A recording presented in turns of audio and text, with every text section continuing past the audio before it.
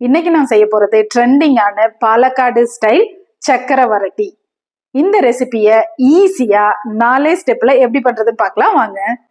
Welcome back to my channel trend with Nisha. தேவையான பொருட்கள்: நேந்திர வாழைக்காய், வெல்லம், சீரகத்தூள், சுக்குத்தூள், மிளகுத்தூள், ஏலக்காய் தூள், அரிசி மாவு, தேங்காய் எண்ணெய். ஃபர்ஸ்ட் ஸ்டெப்பா நம்ம நேந்திர வாழைக்காயோடைய தோல் எல்லாம் சீவிட்டு கட் பண்ணிக்க போறோம்.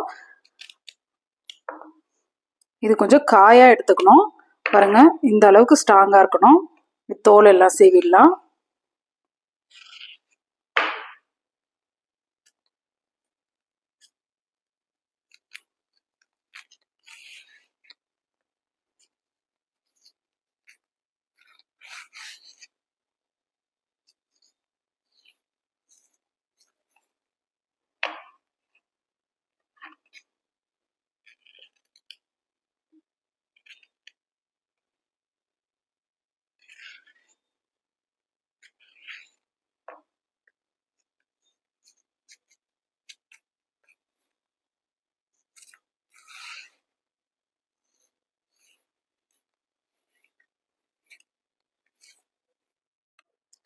நேந்திர வாழைக்காயை இந்த மாதிரி 2ஆ கட் பண்ணிக்கோங்க.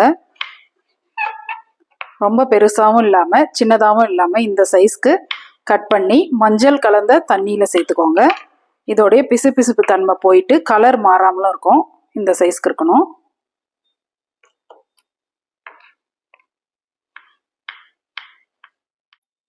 கட் பண்ண வாழைக்காய் துண்டுகள் எல்லாம் இந்த மஞ்சள் கலந்த தண்ணியில இப்படி கலந்து விடும்போது பாருங்க, அந்த பிசுபிசுப்பு தன்மைலாம் இந்த மாதிரி வந்துடும். இது ஒரு 5லிருந்து 10 நிமிஷம் இப்படியே ஊறட்டும். செகண்ட் ஸ்டெப்பா நம்ம ஒரு கடாயில தேங்காய் எண்ணெய் ஊற்றி நல்லா சூடு பண்ணிக்கலாம். இப்போ நல்லா சூடாயிடுச்சு.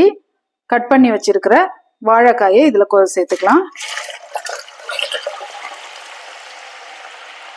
இந்த அளவுக்கு எண்ணெய் நல்லா சூடா இருக்கணும். இது வேகிறதுக்கு ஒரு 5 நிமிஷம் ஆகும். அது வரைக்கும் நல்லா வேக வச்சு எடுத்துக்கலாம். முறுமுறுன்னு வேகிற வரைக்கும் இந்த மாதிரி நல்லா கலந்து விட்டு வேக வச்சுக்கோங்க.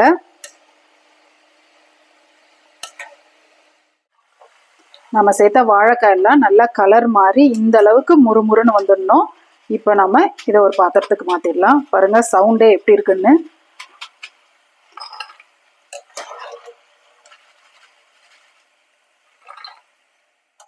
தேர்ட் ஸ்டெப்பா நாம இந்த ரெசிபிக்கு வெள்ளை பாகு ரெடி பண்ண போறோம். அதுக்கு ஒரு பேன்ல 1 கப்பு வெல்லம் எடுத்துக்கோங்க. நான் துருவின வெல்லம் எடுத்திருக்கேன். இது முழுகிற அளவுக்கு தண்ணி சேர்த்துக்கோங்க.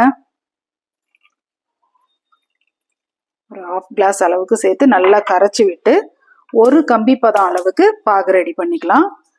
இதை நல்லா கரைச்சி விட்டுக்கோங்க.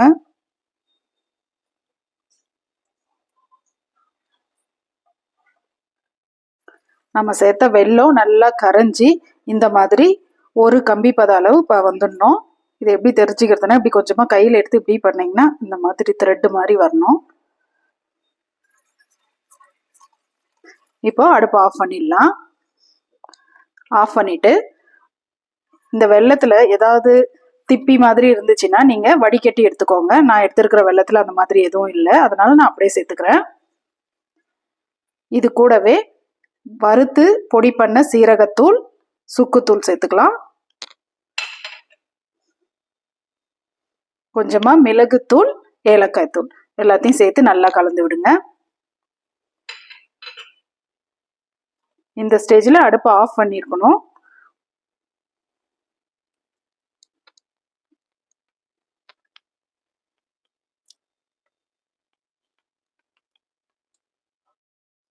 ஃபோர்த் ஸ்டெப்பா அடுப்பை திரும்பவும் ஆன் பண்ணிக்கோங்க.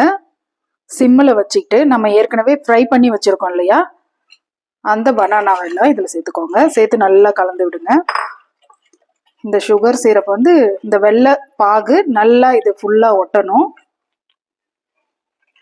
எல்லா சைடும் கோட் ஆகிற மாதிரி நல்லா கலந்து விடுங்க.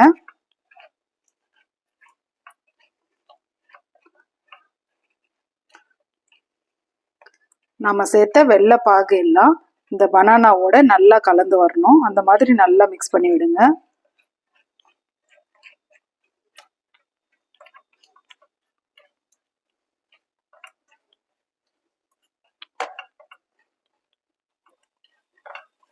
இதை நல்லா கலந்து விட்டுட்டு கொஞ்சம் கொஞ்சமாக அரிசி மாவை ஒரு ஸ்பூன் எடுத்து கொஞ்சம் கொஞ்சமாக தூவி கிளறி விடுங்க. இதெல்லாம் ஒன்றோட ஒன்று ஒட்டாமல் தனித்தனியாக பிரிஞ்சு வரணும். அது வரைக்கும் இந்த மாவு கொஞ்சம் கொஞ்சமாக சேர்த்து கிளறி விடுங்க.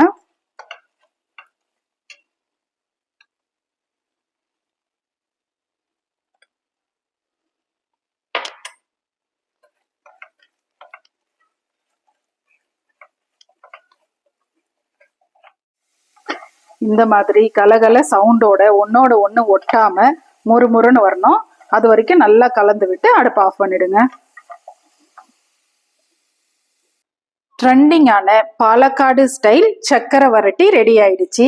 இந்த கிறிஸ்பியான டீ டைம் ஸ்நாக்கை நீங்களும் ட்ரை பண்ணி மறக்காம எப்படி இருந்துச்சுன்னு கமெண்ட்ஸ்ல ஷேர் பண்ணுங்க. இன்னொரு வீடியோவோடு உங்களை சந்திக்கும் வரை டாடா பை பாய்.